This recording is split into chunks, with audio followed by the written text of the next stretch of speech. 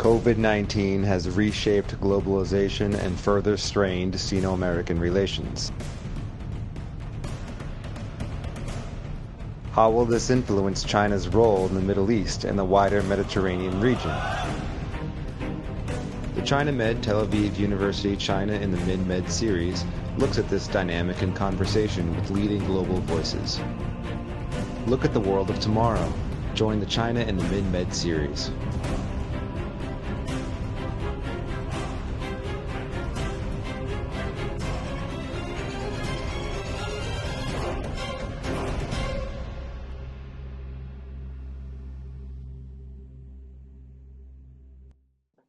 Good morning and welcome to the ChinaMed Tel Aviv University China in the Mid-Med series, a series of webinars that look at how current global dynamic will impact China's future role in the Middle East and in the wider Mediterranean region.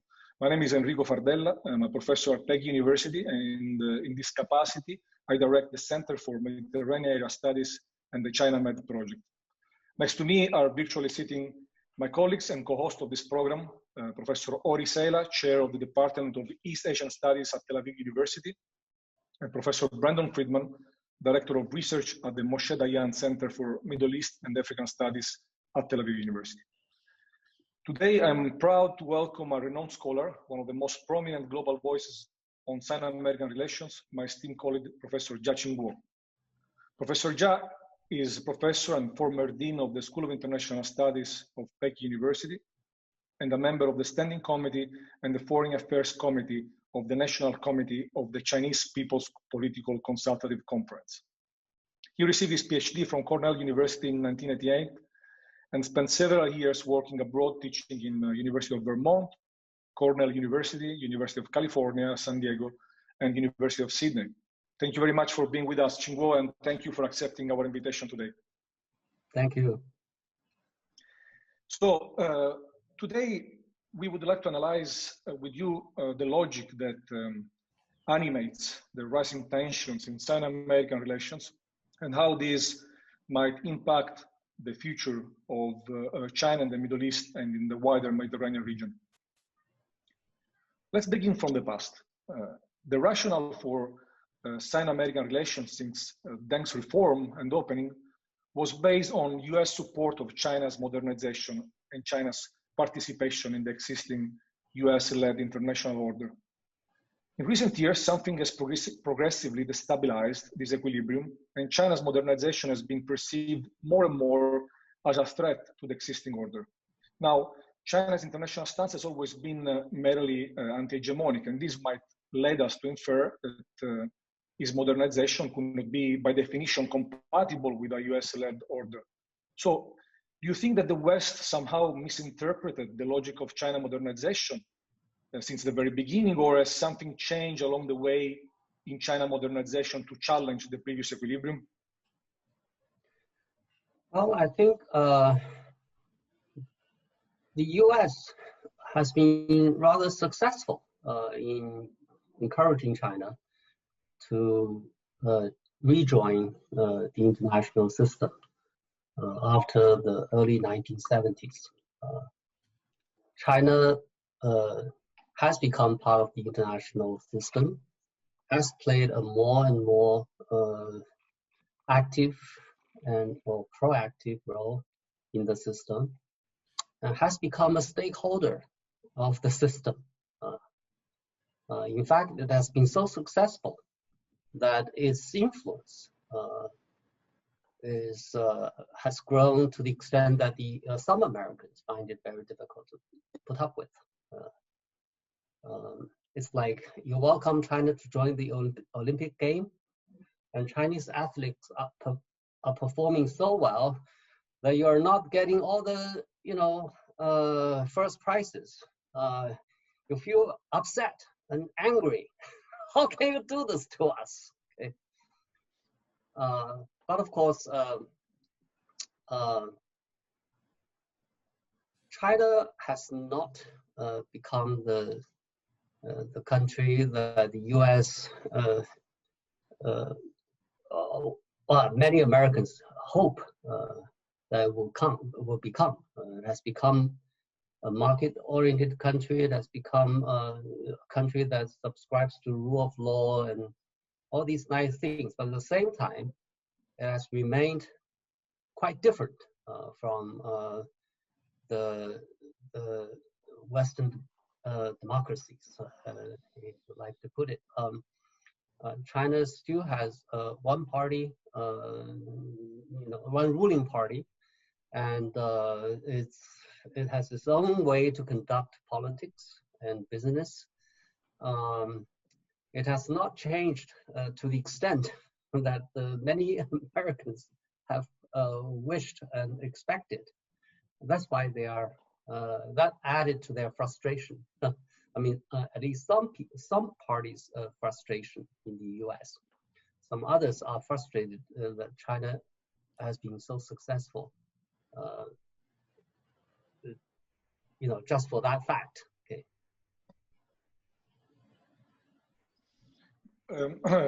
Sorry, if you think that is the frustration is based on what? On the fact that China's been that they misunderstood the possibility to make China's modernization compatible with the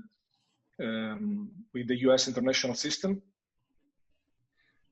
There are different. So was there a level of misunderstanding? That's what I would like to know. Was there a level of, you think that they got it wrong, or something changed along the way in China's interaction with the international system? It's rather complicated. Actually, first of all, there are many groups in the US. They look at China from different perspectives. Okay. One group is what we call containers. From the very beginning, they believe in power politics. They believe that any rise of China poses a direct threat to the US. Okay. So they interpret everything that China does from that perspective. So when China tries to defend its territorial interests, maritime interests in the South China Sea, they see this as a first step of Chinese external expansion as a result of China's rise. And then there are people who, what I call are engagement people. The engagement people, you have three kinds at least. The first kind are those moderate realists. They believe that as China grows and get integrated with the international system, China has acquired more and more stakes in the system. So China has become stakeholders, as Bob Zoellick, the former Vice Secretary of State, put it. So they believe that China and the US can have increasing room to collaborate on the basis of shared interests.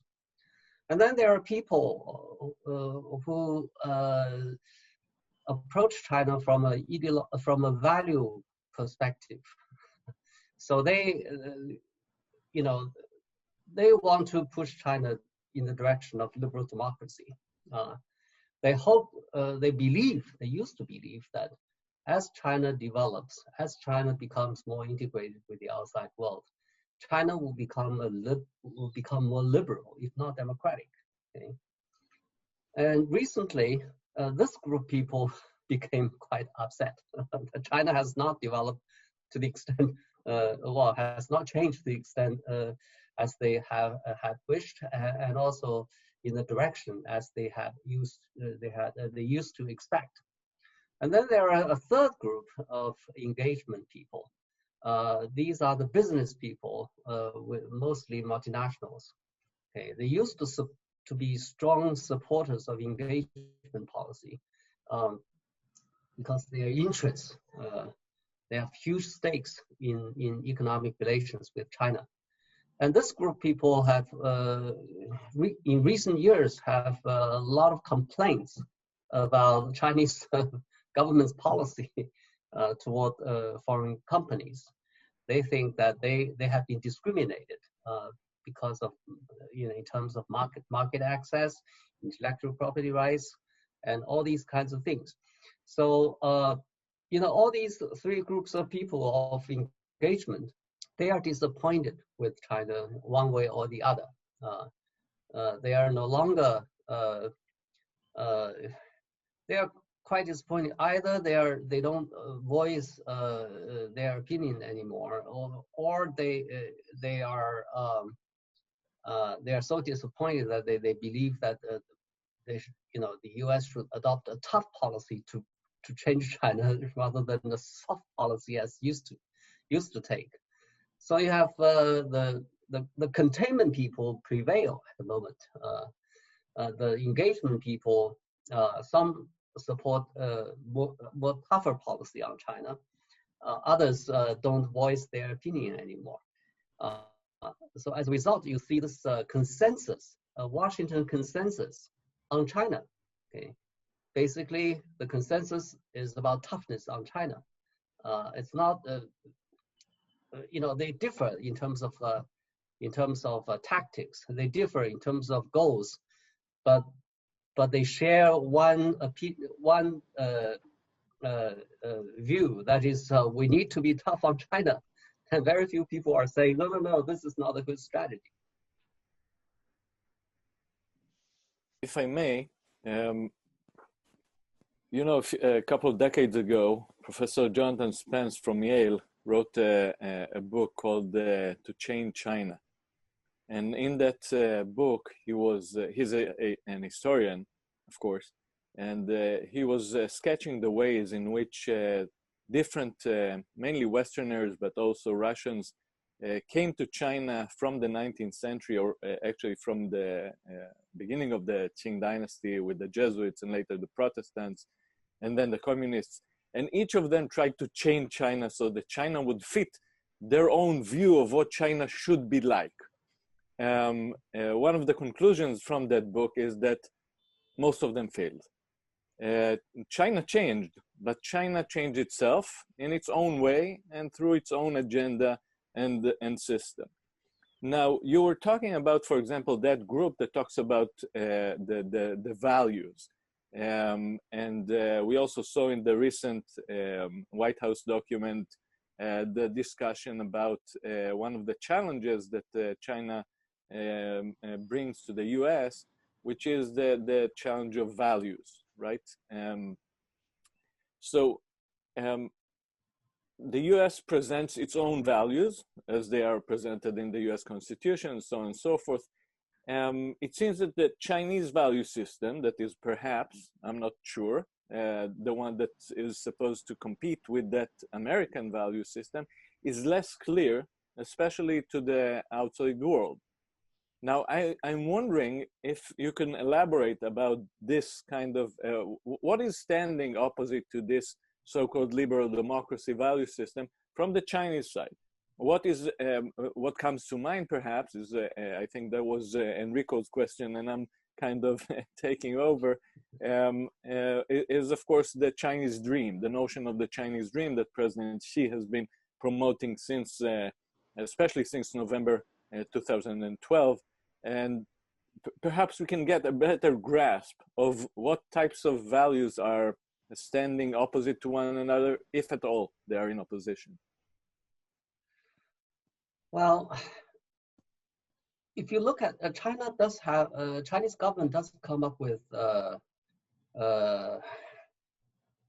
24-character set of values, core values of China, 核心价值观, socialist core values, they are called, okay? And those core values include democracy, freedom, rule of law. All these sound very familiar to people in the West. Of course, we also have harmony, which is harmless to Americans too.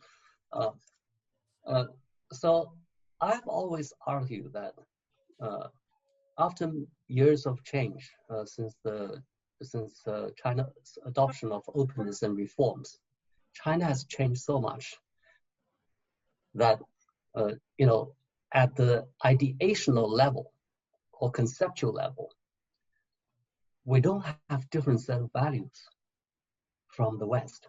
Okay. It's at the level of practice that we are quite different. Okay. For example, rule of law. China has made a lot of progress, but it's far from enough. There is a huge gap still remains between China and the more developed countries in terms of how law is enforced. Okay. And also, in terms of freedom,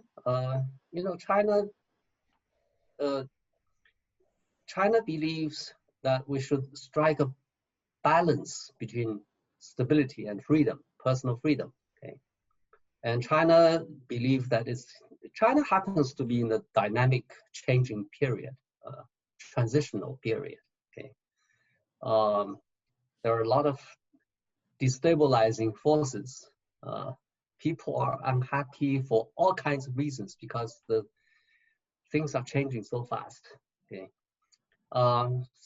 So Chinese government believes that we need to make sure that the society is stable so that our economy can grow and our reforms can continue. Okay. So stability is necessary for these things to happen. But at the same time, of course, Chinese government also recognizes that there is a growing demand for individual, voices. But in the Chinese case, the Chinese government apparently gives more emphasis on stability and harmony instead of individual freedoms. Okay, and this runs into direct conflict with some people's view of China, some people's expectation of China. Okay. But I think Chinese believe that as we move on, we'll become more liberal, more democratic. There are ups and downs in this kind of progress. If you look at past 40-some years, China has become much more liberal society than before. The recent reversal, to some extent, has something to do with the political dynamics here, but I think the general trend has not changed. But the people in the West, especially the US, have interpreted this as an irreversible trend or reversal of Chinese politics. And they believe that China is advocating very different set of values from the West. I think that's not true. Okay. Well, it will. You cannot assure anybody. Only time will tell what will happen in the future. But I think I believe that the broader trend is still there. Recently, we just, the NPC, the Chinese legislator, just passed a code of law. So basically, they put together laws that protect people's various kinds of interests. And this is supposed to be more effectively implemented in the days to come. So Chinese society will be regulated more by laws rather than by individual officials' opinions. And this is in the general direction of rule of law. That hasn't changed, and that will not change, I think, in the long run.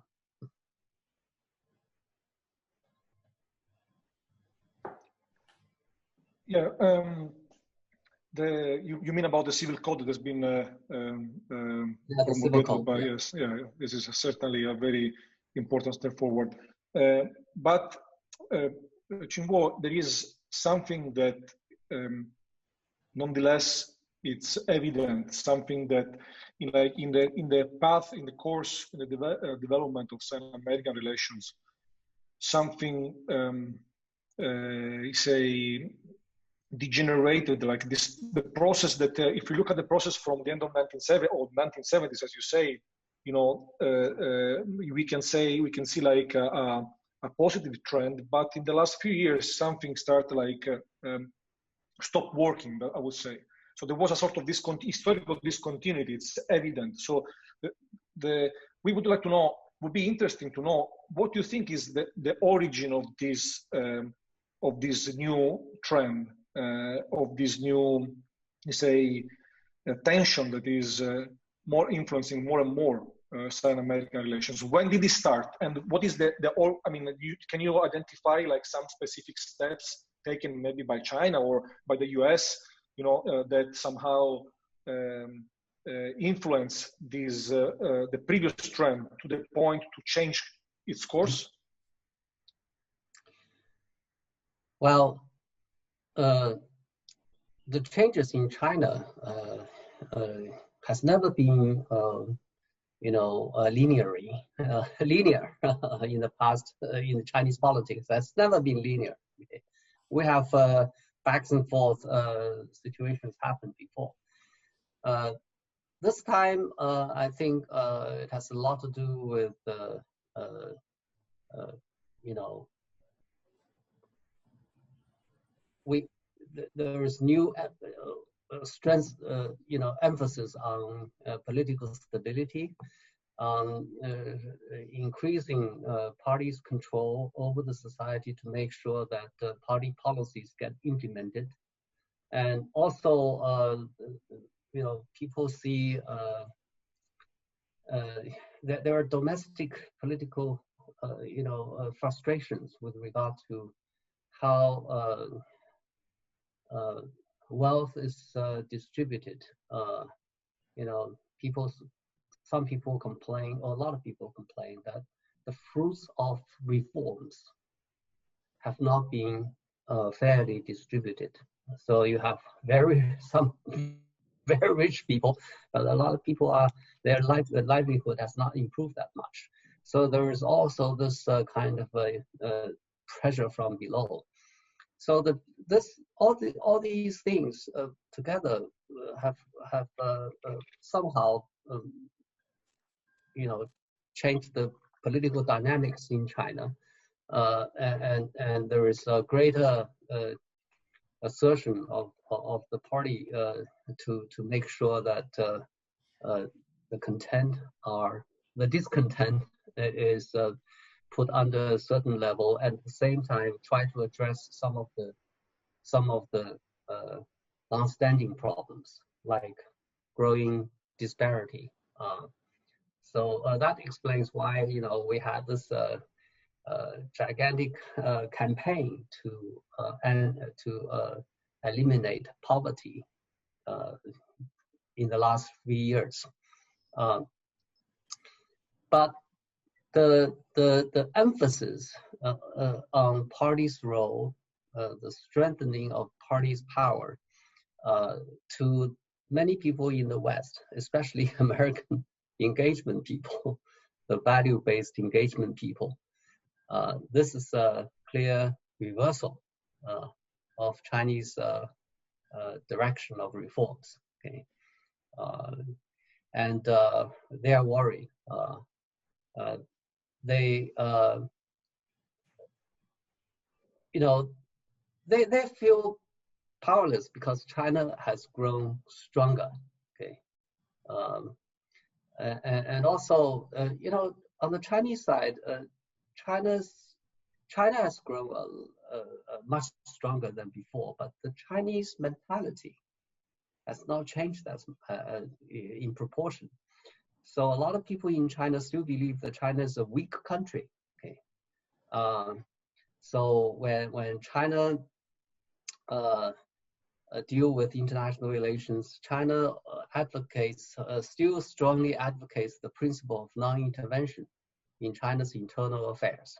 Okay, and then in the past, China's advocacy of sovereignty rights, or non-intervention principle did not matter that much. But nowadays, when China does this, China has the influence. Okay, So people in the West also feel that China is trying to change the international order by doing so.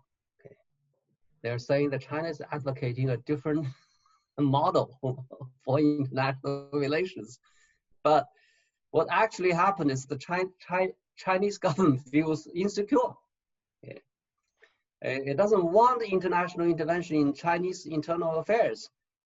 That's why it continues with this advocacy of this principle at the international arena. And just because China has more influence and has more resources to persuade other countries to work with China on this principle, the people in the West feel that China is changing the international order, the liberal international order. This is very interesting. It's unintended effect of China's rise, but it's to some people in the U.S., this is a deliberate strategy on the part of China to change the international order. But to the people in China, this is a lingering, approach to international affairs. Okay, lingering policy. When I teach my students, I say, look, we have to rethink a lot of our principles, international foreign policy principles. One is international intervention. Okay, it's a principle that of the strong. Okay, it's a principle against the weak. Okay, China is no longer that weak. Why do we need to stick to that principle? Yeah, we have to think about it.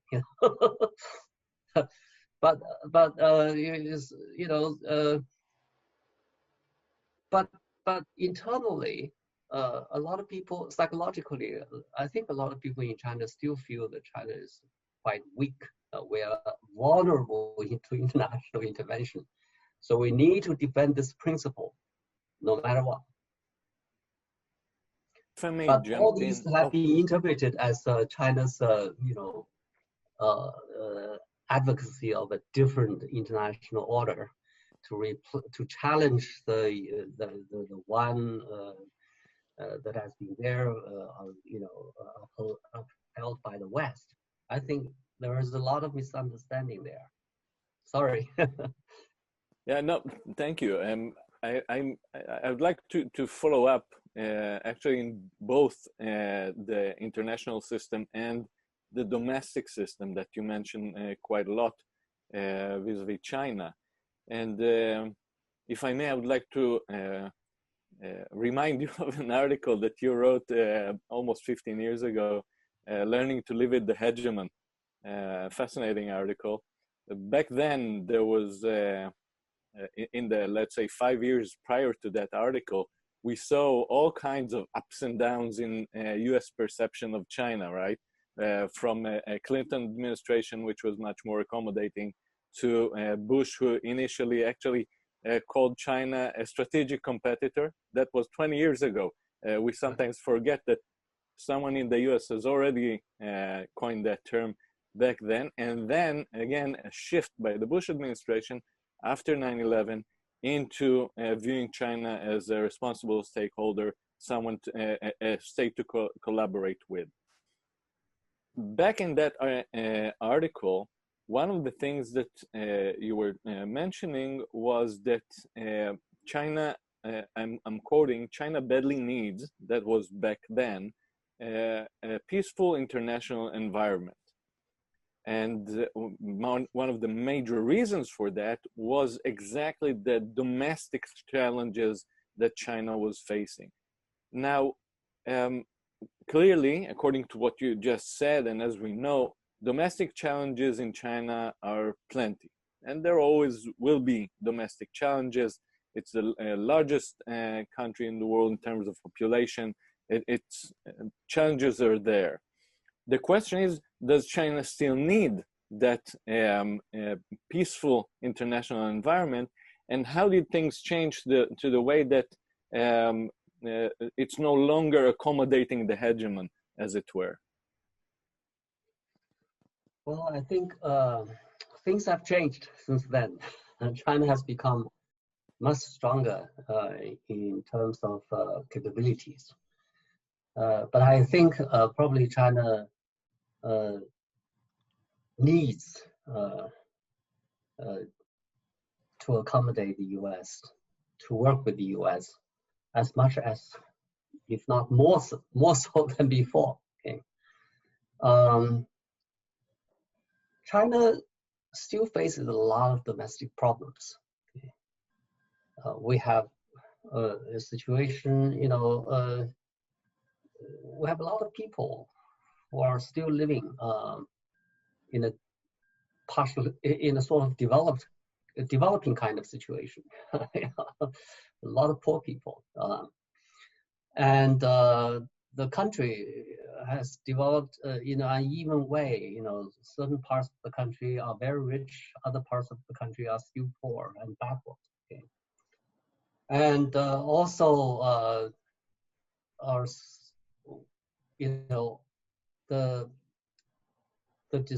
the rule of law, the social welfare system, the public health system, all these need to be fixed, okay, to be reformed. And politics too, how can we maintain political stability and the parties, ruling parties control, at the same time allow more voices, more different opinions to express themselves. So all these things, we need to spend time to work on and to change. And to sustain a certain level of economic growth is a tremendous task. Not in the past, not only in the past, but also in the present and the future. Okay, we have a huge population. So this is one aspect to it. We need a peaceful external international environment as much as we ever needed before. At the same time, China has grown into a superpower in a way. Also, a superpower that is integrated with the outside world. What that means is China has a lot of interest all over the world. Okay? When the Syrian case, the Libya case came in, broke out, we suddenly found that we have 30,000 workers working in Libya. So just imagine how many Chinese workers, Chinese citizens all over the world. And their life, their interests need to be, legitimate interests need to be protected. And also, more importantly, China as a superpower or future superpower, China increasingly cannot adopt the previous approach to international relations. That was sort of a take a free ride approach. Okay, a free ride approach. China has grown too big. If it takes a free ride, the bus collapses. Okay? So you need to drive the bus now increasingly. So as a result, China, like the US, ironically, increasingly like the US, can only protect its own interests by maintaining the international order. And how to maintain the international order at a reasonable cost is becoming a big challenge. Okay? In history, according to Paul Kennedy, great powers decline, not because they are defeated by the rising powers, but because they are dragged down by the rising cost of maintaining the order. Okay?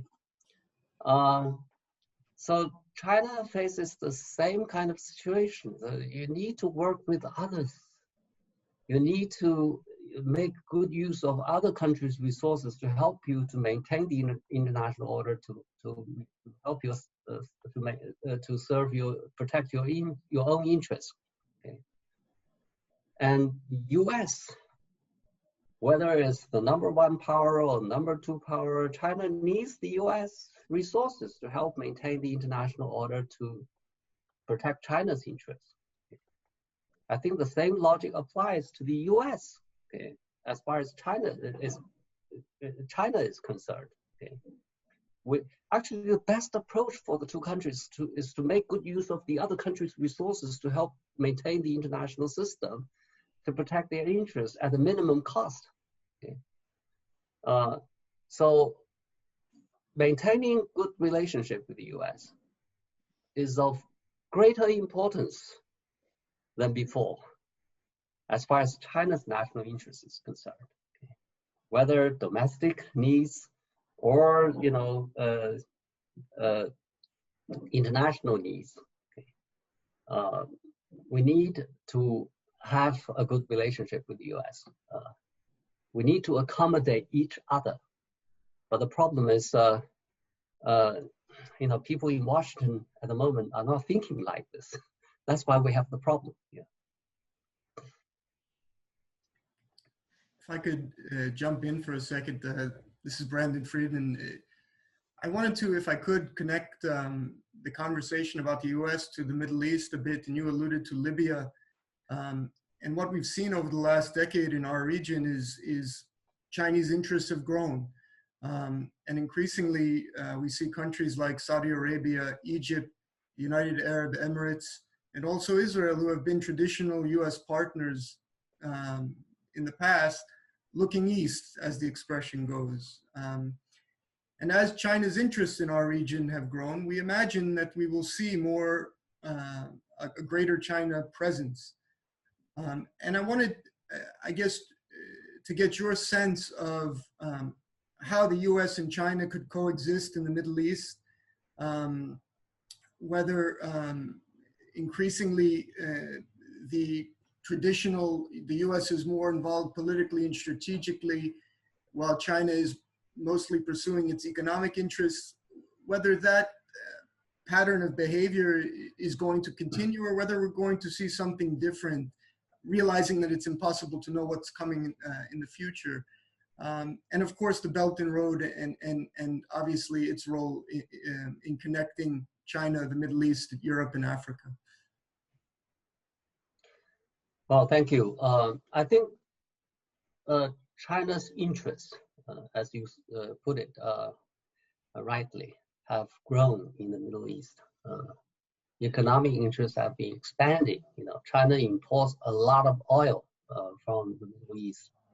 And also China is collaborating with different countries in the Middle East on various other aspects of economic relationship. China has been working increasingly closely with Israel.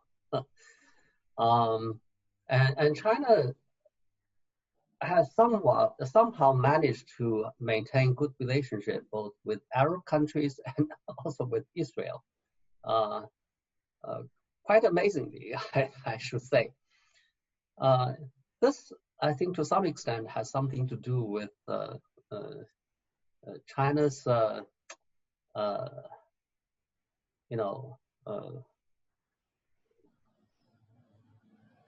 probably practice of maintaining a distance in a political and strategic way from the Middle East. A lot of people in China believe that the Middle East is the burial ground of superpowers. So China has been very cautious not to get involved in a political and military or security sense. But I think as China's economic interests expanded with Middle Eastern countries, I think eventually China, cannot avoid getting involved anyway. That to some extent explains why China has assigned more importance in monitoring what's going on, and also try to play a role, increasing role in the Middle Eastern affairs. We have a special envoy to the Middle East, unlike 10 years ago, and also we have a Belt and Road, initiative. Increasingly, we try to encourage Middle Eastern countries to get involved, and I think greater economic interest would lead to more, would inevitably lead to more political and strategic, integration. Integration or influence or a relationship with the Middle Eastern countries. Okay, so China probably, well, some Americans have been telling us that, look, you get a lot of oil from the Middle East. You have a huge stake in the Middle East. You have more stakes in the Middle East. You should get more involved in the Middle East. That's their logic a few years ago. Now, of course, President Trump's administration probably will say, forget about Middle East, don't come in, it's our territory.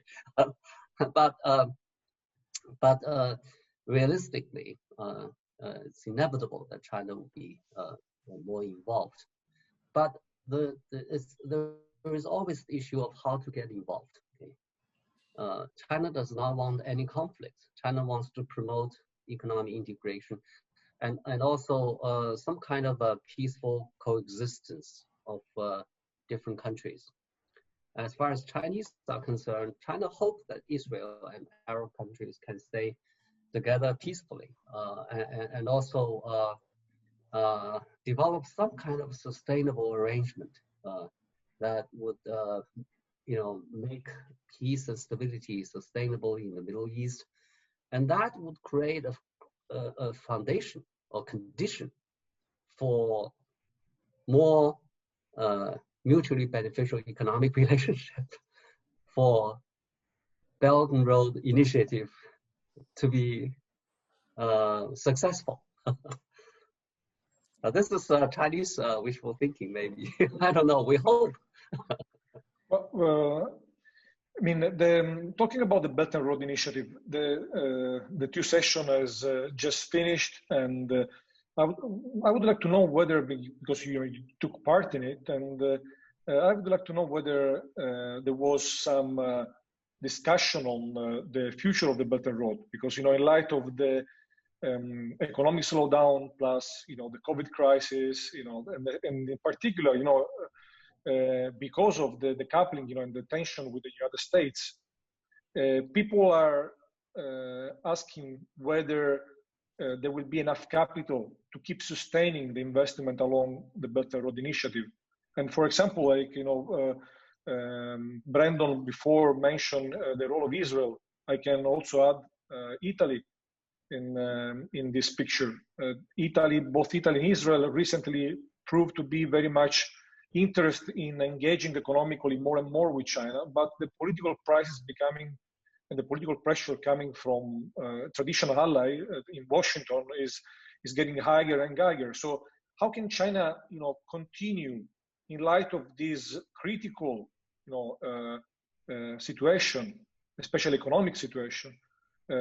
How can China continue to sustain and provide economic incentive for these countries, to maintain interest in connectivity with China in the Belt and Road? Well, the Belt and Road Initiative is an initiative. The Chinese government has been emphasizing this. It's not a strategy, it's an initiative. by initiative, China means that it's something that China encourages other countries to join, but you don't have to if you don't feel comfortable. Okay. Of course, China hopes that all countries are going to embrace this. I think it's true that it's facing some difficulties and challenges with the COVID-19, and also China's own economic development has met some difficulties too because of the COVID-19, and also because of the negative trend in economic development worldwide. In part because of the global COVID-19, in part because of the lack of multilateral cooperation on economic issues, in part because of the Trump's policy of American first. Okay. It's and of course the Belt and Road Initiative has also encountered the problem caused by Washington. People there are very suspicious of what Chinese are up to. So they think that this is a grand strategy on the part of China to use economic development as a means to expand and to control in a sort of geopolitical sense. I think they are imagining a lot of things, but they have been putting pressures on a lot of countries not to engage in the Belt and Road Initiative. Okay, that also complicates Chinese efforts. Okay, Chinese efforts have also been complicated by its own, inexperience in terms of how to engage in economic cooperation with other countries. This is the first major attempt on the part of China to work with a lot of countries at the same time to build infrastructure projects overseas. The lack of experience also caused a lot of economic problems. You don't know how what you are getting into when you make an investment. They become bad debt instead of profitable vehicles. All these put together make complicate the situation, complicates the future development of the Belt and Road Initiative. However, I think this is going to continue. The Chinese government will not give up just because, as we put it, pay the tuition for learning. We believe that this is the right thing to do. Belt and Road Initiative is not a strategy, especially a geopolitical strategy, as some people in Washington have imagined and have been, labeling all the time. It is actually some kind of a growth of, some kind of development of the second stage of China's openness and reforms. Okay. During the first phase of China's openness and reforms, China tried to import capital, technology, and managerial skills from other countries. China, was short of all these things. But after a period of development, a certain part of China has become more developed, like the eastern part of China. They have access of capital, they have access of excessive capacity of production, and they have, a lot of managerial experience. They have technological capabilities, and they are in a position to export, okay, these things. Okay. And they believe that, well, of course, they can do it in the western part of China, the underdeveloped part of China. But at the same time, they believe that, Chinese government believes that if you have BRI, you can develop new markets, you can create new markets, you can bring more business opportunities, and this would help sustain economic development or economic growth in China, especially in the more developed part of the country. Okay, so it's a sort of a natural outgrowth of China's development at this stage. I call open policy, version 2. That is the export of these stuff. Okay. So it's in China's interest to work with other countries to develop, to create opportunities for development.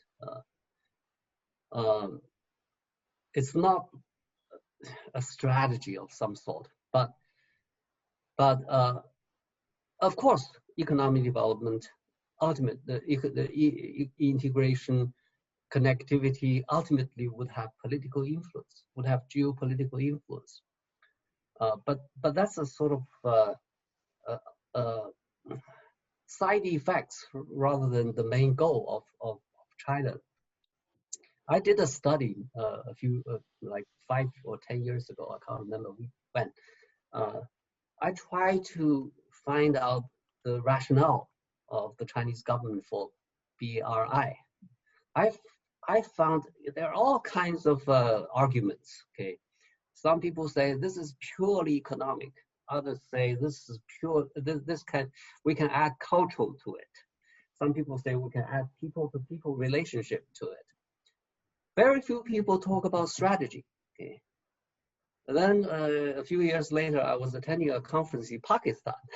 I said, and then the journalist interviewed me. I said, to me, it's a strategy at home for economic development, second stage of economic development. It's an initiative overseas because you have to persuade other countries to work with you rather than you can't forcing other countries to work with you. Okay? But then the Chinese government continued to insist that this is an initiative, not a strategy. I think, Ori, you have 2 fingers. Yeah. You want to say something? And then Brandon has a question. Yeah, my question is, as both Brandon and Enrico mentioned earlier, the increased interests and let's say collaboration by Italy or Israel or other countries in our region with China prompted criticism from the US and pressure from the US. And in some elements, perhaps we might even see one of those countries stepping back a little bit or taking a step back. What is the reaction in China to these kind of step backs from these kind of countries? Thank you. Well, China respects the decisions of individual countries. It's your business. We have a shared interest. Okay? It's in your interest to work with us on the BRI. If you feel pressure that you have to forego your interest for your relationship with another country, I think that's fine. Okay. It's against your interest. If you want to do that, it's fine. But of course, if we have a collaborative project, and then we're in the middle of it, then there will be economic costs, right? Then probably we have to settle that in a fair way. Otherwise, I think it's a voluntary thing. You know, there is nothing binding unless we are in a contract. Okay? But of course, as far as China is concerned, China does not force any country to make a choice between China and the US. China hopes that no country would have to make a choice like that. Can I ask?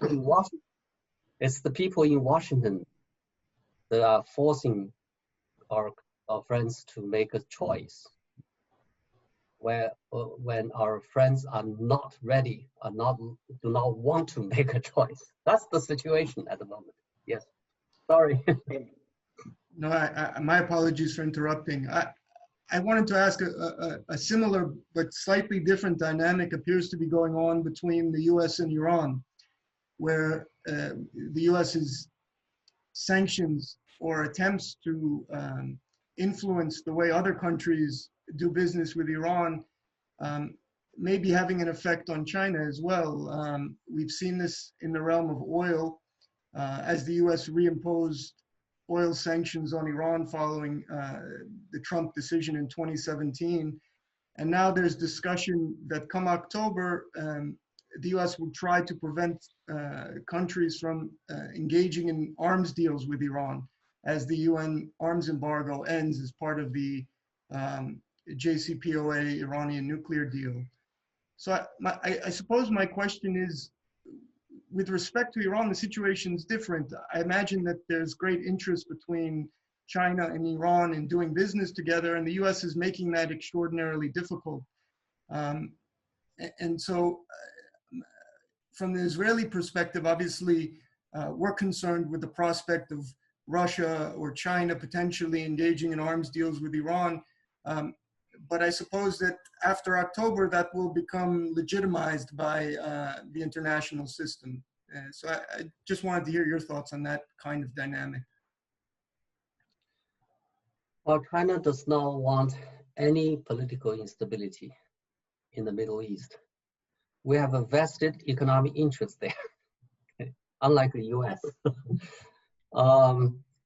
We want to do business with any country. We want to be friend of any country, Iran included. Okay, we don't want to create problems between Iran or Israel or any other country. China believes that the Iran nuclear deal was a good one. Okay, if we can enforce it, then we can move to the next step. You know, for Iranian denuclearization, China support that. I think it is necessary for us to make sure that it is not develop nuclear weapons. At the same time, it would have a good. It can have a good chance of you know, living as a normal country or prosper as a normal country with nuclear free. Okay, so for us to make sure that Iran to denuclearize, we need to put pressures on Iran to give up nuclear weapons. At the same time, we need to create an environment in which a kind of situation that Iran can prosper as a normal country without nuclear weapons. Okay, you can't just force Iran to give up nuclear weapons and then just to face a very difficult situation of you know, continuing threat and sanctions. So so as far as China is concerned, you know, China probably would do what it can to work with Iran and Israel and other countries to make sure that a post sanction period we can find a way to do business rather than to engage in activities that will increase tension. That probably include not to continue to refrain from selling weapons. Thank you. Thank you, Professor. Let's try to close with talking about the future. Now, Chinese Foreign Minister Wang He recently said that Sino-American relations might degenerate in a new Cold War. Many scholars are talking about Sino-American relations being a new form of Cold War. But if we look at the old Cold War, what we know is that in some events, like for example the Cuban crisis, certainly reinforced the urgency and of strategic dialogue between the superpower. At the time was United States and the Soviet Union. Now, we are seeing now the crisis in Hong Kong having probably the potential to become like a major crisis between Washington and Beijing. Do you think that the Hong Kong situation has the potential to be a new sort of Cuban crisis, and which kind of exit strategy, for example, like a sort of new detente, a new dialogue between the two superpowers you can foresee for this so-called new Cold War? Well, China-US relationship has been deteriorating with or without Hong Kong's problem. The Hong Kong is part of China. China has a perfect legitimate right to make sure that its national security will not be jeopardized. Hong Kong would continue to enjoy its high degree of autonomy. But at the same time, Chinese government wants to make sure that the so-called pro-democracy activists, like some of them are very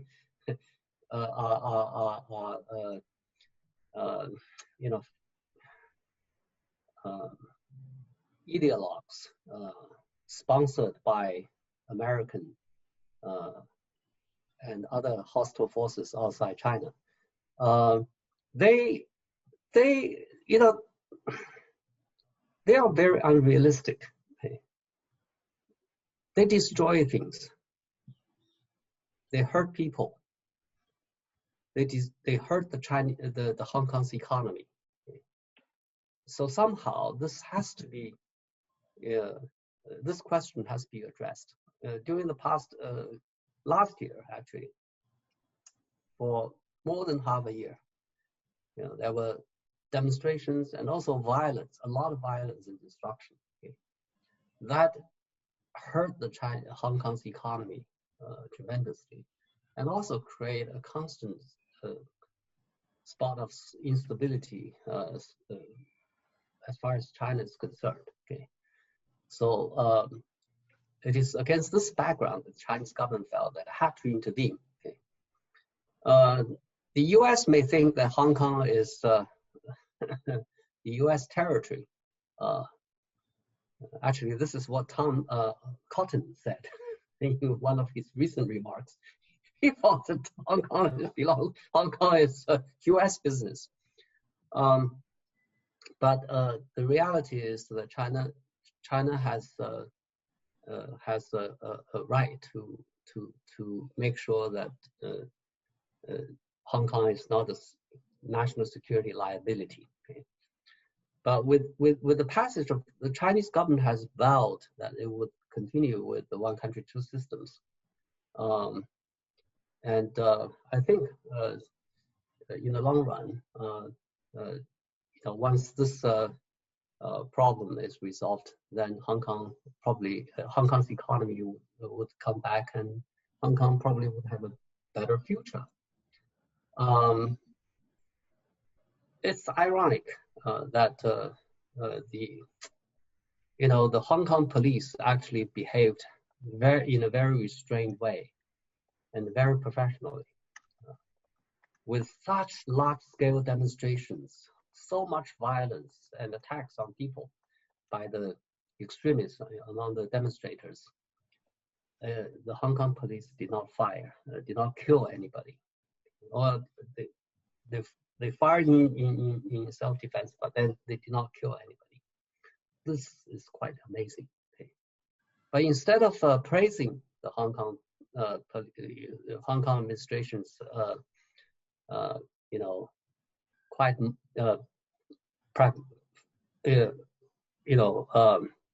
moderate way of handling of the demonstrations, the U.S. Congress passed this legislation condemning the Hong Kong administration and the Chinese government.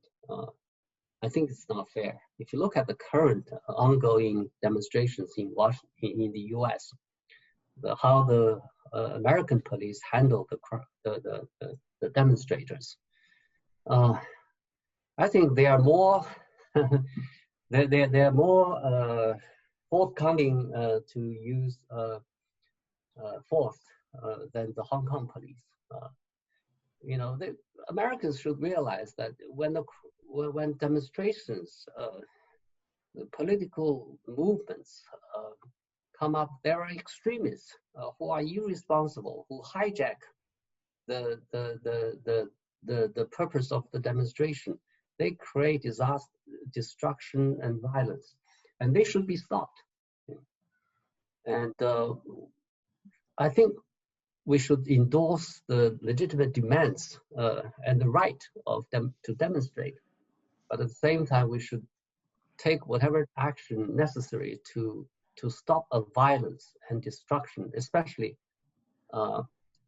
harming other people's life or endangering other people's life in the name of pro-democracy or pro-whatever cause demonstrations. Hong Kong, I think it will not be Cuba. It's not a crisis. I think the crisis is man-made. The U.S., the current administration, has this fixated view of China as a threat, as a country, conspire against the U.S.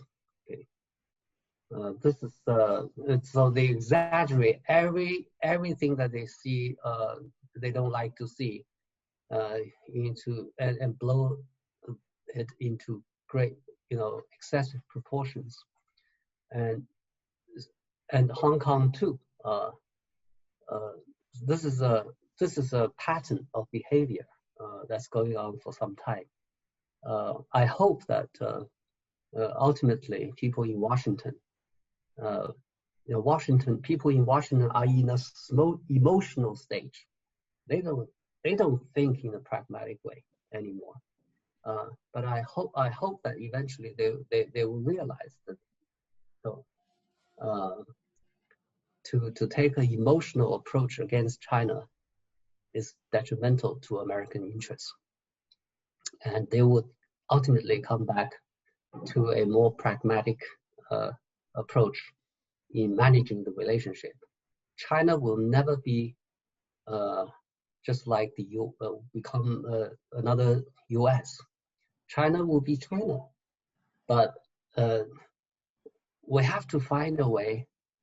We have a lot of shared interests and stakes still. China is like a stakeholder now. So we need to find a way to work together rather than, imagining whatever the other side does has this evil motivation and has a great, as part of a grand conspiracy. We have to find a way to recognize our interests and try to cooperate where we can and try to avoid confrontation wherever possible. Okay. Sorry. If I may, very briefly concerning Hong Kong, I think that one of the reasons that people, certainly in our region here in the Middle East, in the Mediterranean, are interested in what's going on in Hong Kong also has to do with the fact that it is an important gateway as far as our economic relations are concerned, and so on and so forth. There's nothing new about that. My very brief question, you know, when I'm teaching my students about China, one of the things that I keep insisting on is that in China, often what is much more important is not what the world says, but the domestic issues, the domestic challenges, what China needs to face and do. And in that sense, I wonder, just very briefly, concerning Hong Kong, if we put aside for a moment the US and grand global strategies, there are issues in Hong Kong that are domestic and has nothing to do with those, and you know, like cost of housing and all of those very immediate concerns, the question of the region, the integration of the region. I wonder if you could say a word on how these things you think are going to be addressed or are addressed vis-a-vis the internal, the domestic issues of Hong Kong. Well, Hong Kong faces a lot of challenges itself, like polarization. I mean, the rich are very rich and the poor are very poor. You know, a lot of people are working just to keep them, you know, making ends meet. Okay, in Hong Kong, they live in very small apartments, and also Hong Kong is facing the problem of how to upgrade its economy. Okay, its economy has two parts. It used to have two parts. One is financial center. The other is manufacturing. And now basically manufacturing is gone. You know, so it resorts to services. And hoped to have some kind of a technological component to it, but then so far it hasn't been successful. Okay, so that leaves us to the financials, the role of the financial center. Okay, Hong Kong's role as a financial center has also been changing to some extent. In the old days, it was the only one in China. Okay. Now China has three. Okay. Shanghai, Shenzhen. Okay. Of course, they are not as international as the Hong Kong financial center, but they are growing in clout very quickly. Okay. So China hopes that Hong Kong would function continuously as the financial center. It has a unique role to play, and Chinese government appreciates that, and probably would continue to support Hong Kong to play that role. That's why Chinese government is saying that despite the national security clause legislation that China is going, the NPC of China is going to pass, Chinese government policy of supporting one country, two systems will not change. Okay. So China will do whatever it can to help Hong Kong to sustain as a international financial center. Whether China can be successful in doing that depends a lot on the US. Okay. The Trump administration is bent to destroy this, seems to me. Actually, in a rather weird way, because it's in the US interest to keep Hong Kong as an international financial center too. The US has a lot of investment in this part of the world. A lot of the business goes through the Hong Kong, and also U.S. has a lot of exports to Hong Kong, much more than Hong Kong's export to the U.S. But this administration is not acting in a rational way, in an economic sense. It's too influenced by ideology and geopolitical thinking. People like Pompeo, he talk, when you listen to him talk, it's like we're in the Cold War. Okay? But we are not. Okay? China does not want to get into a Cold War with the US. China wants to maintain a good relationship with the US. China wants the US to support Hong Kong as a international financial center. China wants other countries to support Hong Kong, continue to support Hong Kong as an international financial center. But this administration probably will not do it. It's unfortunate, but to what extent American business, other countries would support the U.S.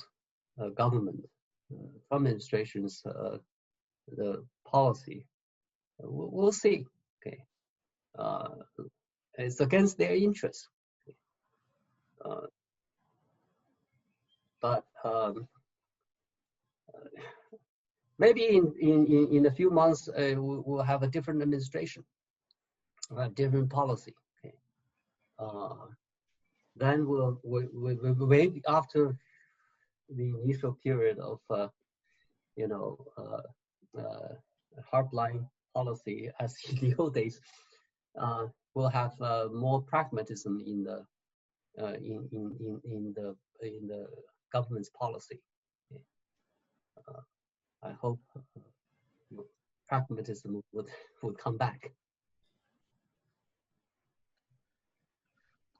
We all hope that situation will improve. There is not much optimism around at the moment, but we certainly be here to analyze together, debate, talk, and produce independent and solid knowledge, to help people to better understand the evolution of the current situation. Thank you very much, Professor Jia. Thank you very much, Qingguo.